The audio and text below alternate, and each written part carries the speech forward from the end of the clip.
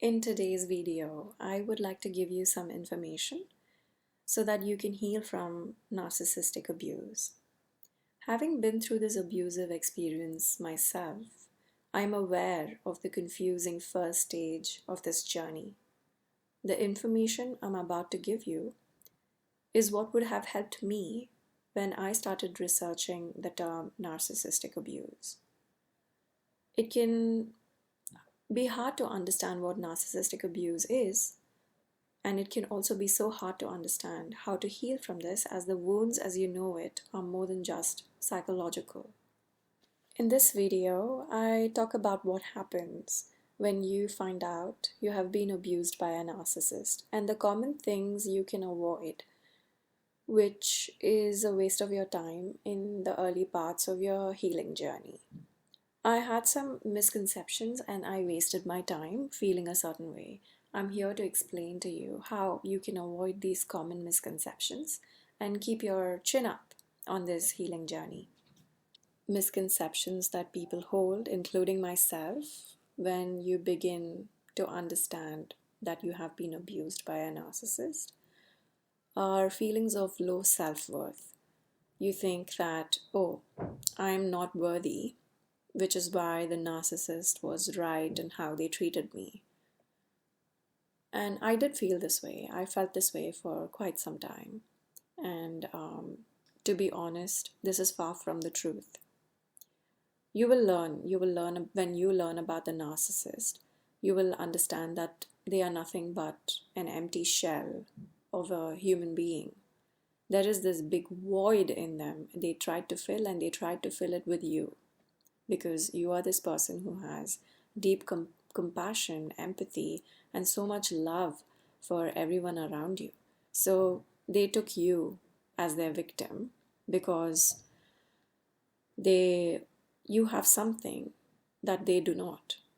And you might have ended up as a person of low self-worth because you took everything they said very seriously. You developed an understanding about yourself through their eyes, and they convinced you that you are not worthy of better treatment. And that is not true. That is far from the truth. I hope you have understood this about yourself. This is the first thing you need to understand, that you are a worthy human being, a human being who is deserving of love, affection, empathy, compassion, and respect. So, now, this is one of the first misconceptions that people hold about themselves when they find out that they have been abused by a narcissist. So that was the first misconception that I dealt with.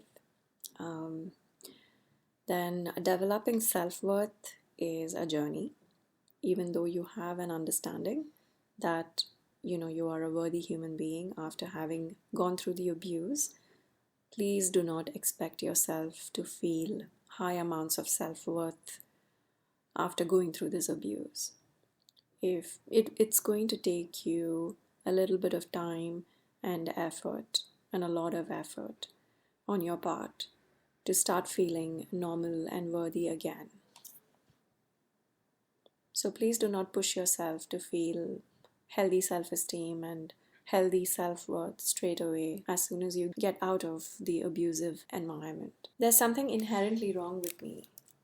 This is the second misconception that I had to come to terms with on my healing journey. There is nothing inherently wrong with you, which the narcissist has convinced you about. You are a loving human being who decided to put others first and lost themselves because of this decision. The narcissist had to make you feel defective, as this is how they feel good about themselves and gain control over you. So, if you are under the misconception that there is something inherently wrong with you, let me tell you this, that is not the case. When you start to heal and begin your healing journey, and you are a couple of months into your healing journey, you will come to realize how truly wrong that information is, and that you are absolutely okay. The third misconception that I struggled with was that I can never trust myself. This is how I felt in the early parts of my healing journey. I always felt like I can never trust how I feel about anything. I can never rely on myself to make any decision about anything. After being abused by a narcissist, it can be hard to trust yourself. And this is because you have been made to question yourself and your reality for quite a long time.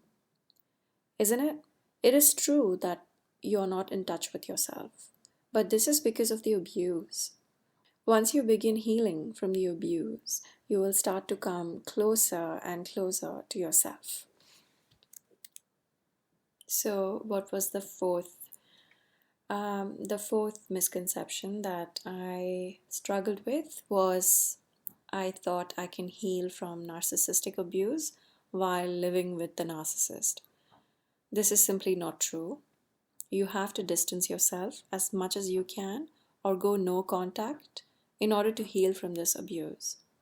The narcissist is an energy vampire, and he will or she will give everything to bring you down, even in the slightest possible way they can.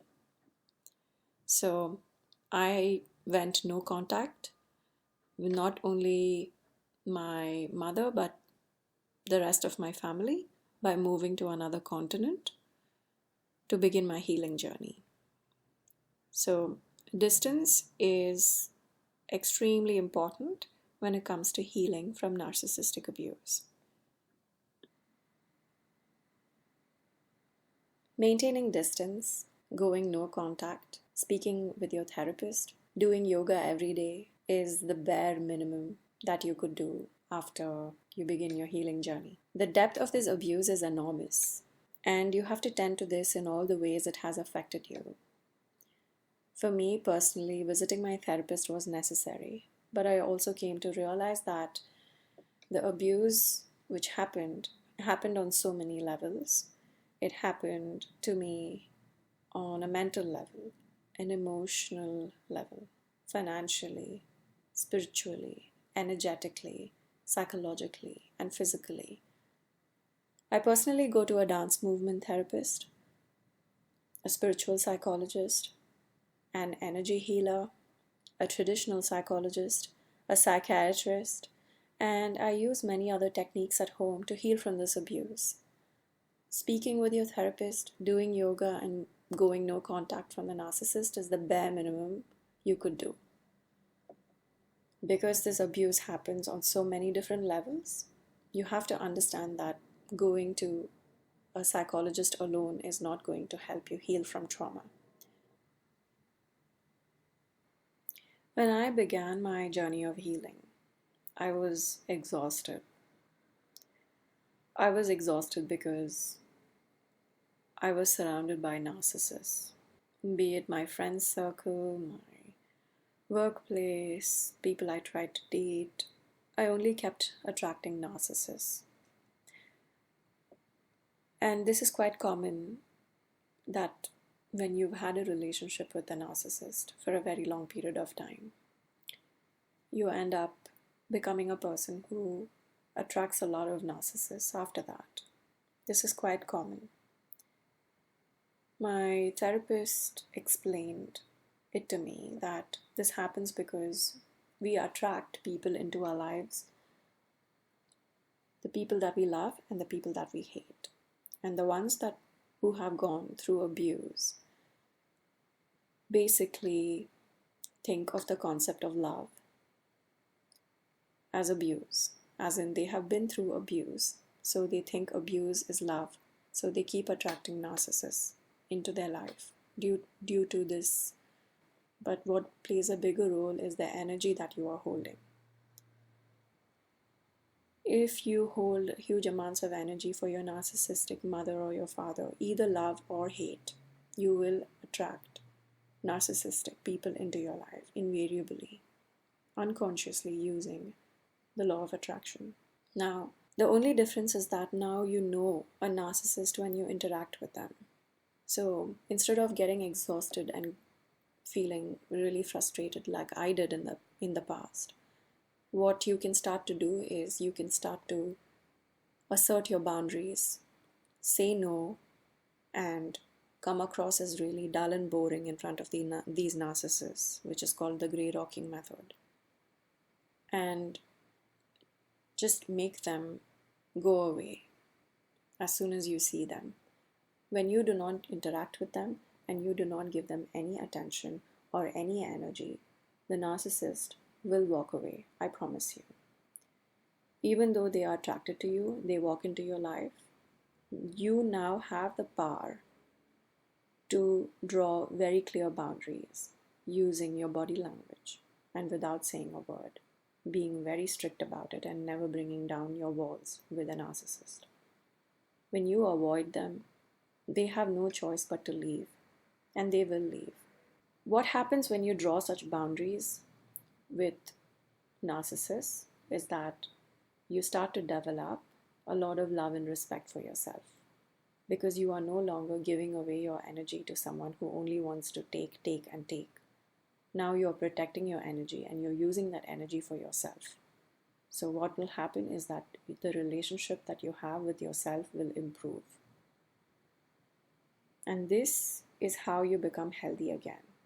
And this is how you will stop attracting narcissists into your life. Narcissists do walk into my life now and then, even today, even to this day in my life. It has been 5 years into my healing journey.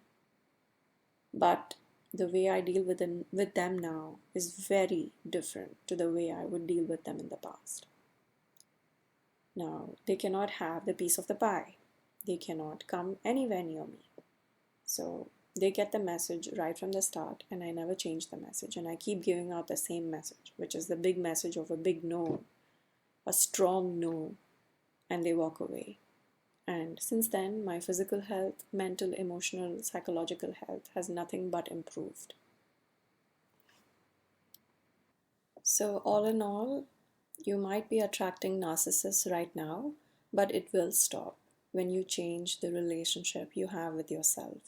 And that is going to come with time. It is only going to come through your interactions where you learn to draw clear boundaries.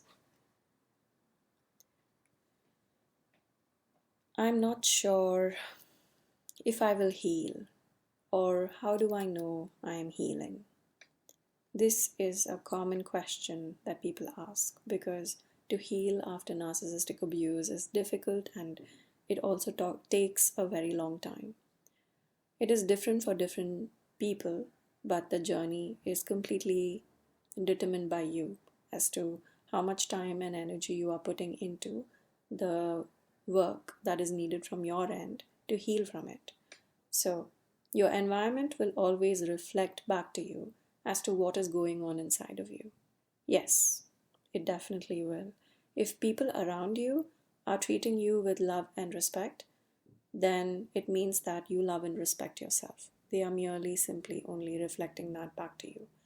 If they are not, if they are disrespecting you and they act like you don't exist, then it is showing something that is going on inside of you. Maybe you are abandoning yourself, or maybe that you do not respect yourself. Either way, your environment is going to reflect that back to you very clearly, in very clear terms. As you keep healing, the quality of your life will continue to reflect that. So this is how you draw the map of where you are on your healing journey. But please remember that you can always go back and forth in your healing, and this is because we heal in layers. We cannot heal all at once, and once you have healed, it does not mean the wound has completely gone away. It just means that you are healing at different levels, through different layers, and through a long period of time. So please do not lose patience. And you will also notice that you do gain a lot of confidence through this journey of healing by the small improvements that you make. Maybe initially you find it hard to wake up in the morning, or that you find it hard to, get organized and follow routines. But with practice, that is going to happen. And when a small increment or small improvement comes about in the way that you feel and the things that you are doing, that'll give you confidence to keep moving. So keep gaining your confidence from the work that you're showing and the work that you're doing and whatever little improvement it is giving you. So it will also happen that when you think about what narcissistic abuse is, especially when you first find out, it can be quite a confounding experience, a very confusing and complex experience to understand narcissistic abuse. And this is quite common as well. And this is because this kind of abuse is psychological in nature. And anything psychological is always invisible. When something is invisible, it is hard to understand it. So you cannot see it happen in front of your eyes, as conversations of gaslighting and abuse can look like everyday conversations. They can be masked as healthy conversations. I remember when my mother, she used to give me a hard time, and just as when I was about to give up and feel really terrible, she would give me a pep talk. And narcissists do this, First, they bring you down, and then they tell you that was done for your good. And then they give you a word of encouragement so that, they don't lose your trust. So you can see how it is difficult to differentiate this conversation from the conversation between a parent and a child who have a healthy relationship, where the same thing happens, but it has a completely different effect on that child because that trust is never broken, whereas the narcissist always aims to break your trust, not only the trust that you have in them, but also the trust that you have in yourself. So these conversations, they look very different on the outside, but the psychological impact is quite different. And this is why it is hard to understand that someone is being abused psychologically, and it's when this person tries to heal from this abuse, it is hard for them to understand how such conversations and interactions could have completely broken them and their sense of self. Instead of trying to understand what the narcissist did to you, if you start reading and looking at videos about what trauma is and how to heal from trauma, there are a lot of resources online which point you in the right direction to begin your healing journey.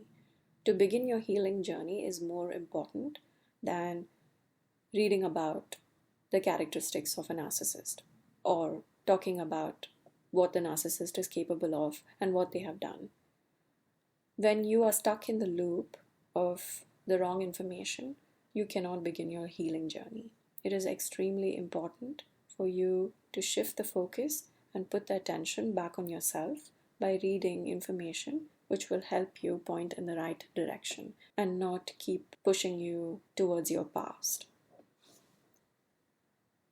Information on inner child healing, shadow work, trauma healing work, somatic work, breath work. There are resources on all of these topics available online. They are either free or that you would have to part with a small amount of money to start reading about these topics. And they are extremely helpful, especially the information on being able to reparent yourself and differentiate between your ego and your soul. The things such as this will be extremely helpful on pointing you in the right direction instead of reading about narcissistic personality disorder. I think to read it once or maybe even twice is more than enough because you already know what the narcissist has done to you and that they are never going to change.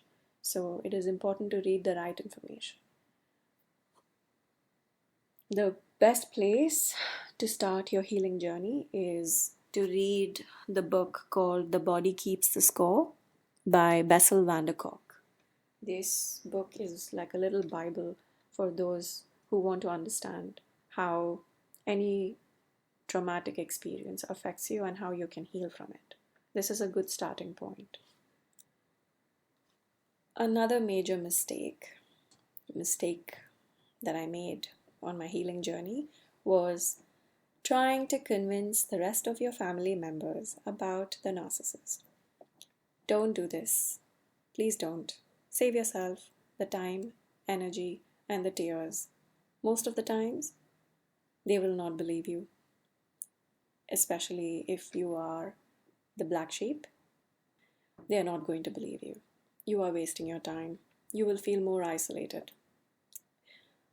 While feeling isolated is not a good feeling, trust me, isolation is good for healing. It is necessary for healing. So do not go around trying to convince the rest of your family members. It is a huge waste of your time. Now, the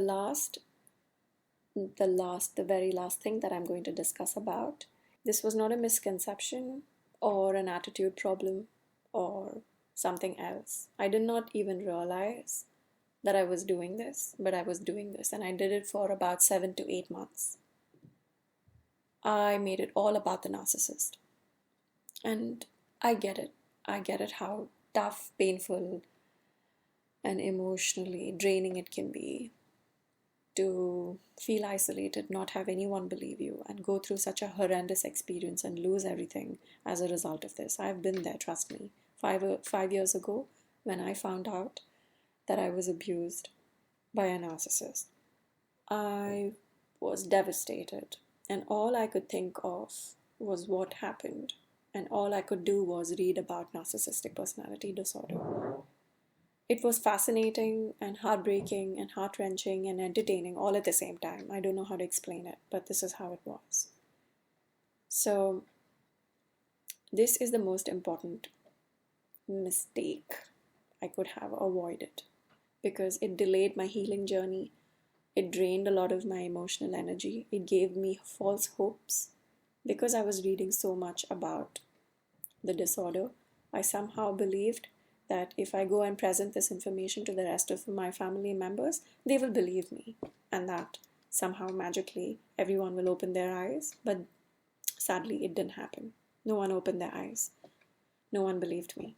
It was just information on paper which was irrelevant, and they asked me, who is this therapist who's giving you all this stupid, wrong information? Why are they turning you against your own family? This is the response I got. So anyway, the point is, your healing journey is not about the narcissist or what they did, or you reading about narcissistic personality disorder. Your healing journey is about you coming up with ways to heal from the abuse as soon as possible. As soon as you can shift the focus from the pain to healing, is going to help you. It's going to help you move on and let go of the narcissist and what they did to you. People spend years, if not months, discussing and thinking about the narcissist. And they keep discussing and researching about this horrendous vampire of a person for years to come. This is nothing but a big hindrance in your healing journey. So let's talk about why we pay so much attention to this abuser, to this abusive person. Okay. The baseline theme of this type of abuse is deception.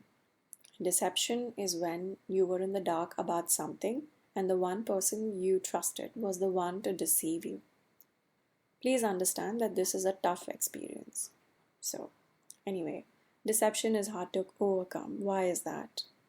Well, in my case, it was my own mother who has this personality disorder. When I found out about her being the wolf in sheep's clothing, I had lost my career, my marriage, my friends, so many family members. I lost a lot. I lost almost everything. It was hard for me to cope with the fact that someone who had constantly spoken to me about my future and how she wants good for me was all along plotting and planning my downfall. And quite honestly, the signs of her being against me was there, right in front of my eyes.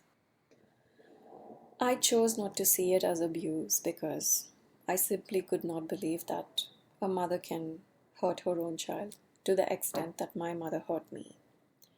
So, even if you have seen the abuser for who they really are, you probably did not accept it at that time because they played a very important role in your life, or that you really loved them.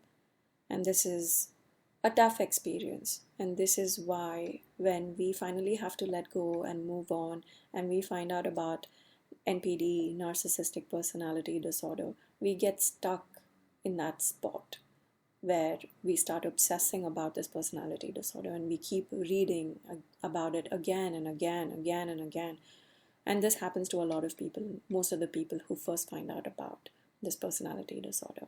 So I have already mentioned the information that you should be reading to begin your healing journey is not about this personality disorder, but your trauma work, your inner child work, shadow work, breath work, etc., etc. Because that is what is going to help you move forward. Reading about the narcissist is only going to keep you stuck in the past and keep making you look backwards into the past.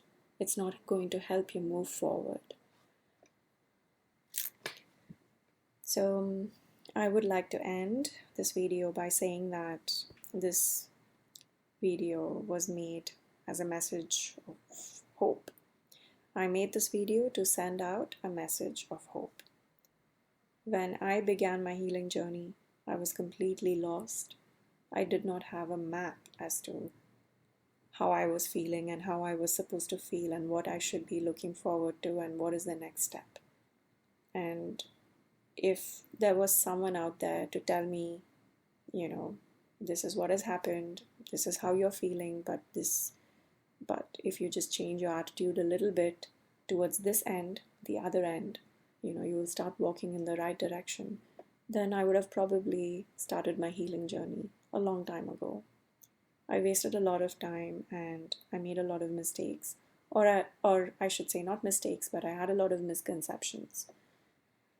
So which is why I made this video, so that you do not have to waste your time and walk in the wrong direction, which is what I did. I made this video to send out a message of hope. If you are watching this and you are in a place in your life where you are being tested through the deception of a narcissist, then please hold on. There is hope. If you have lost everything and have ended up alone because of this abuse, then let me tell you this. This is the turning point of your life. You might feel like you have lost everything and the future seems really bleak and there's really no hope. But let me tell you this. This brokenness that you feel today is going to be your strength in the future.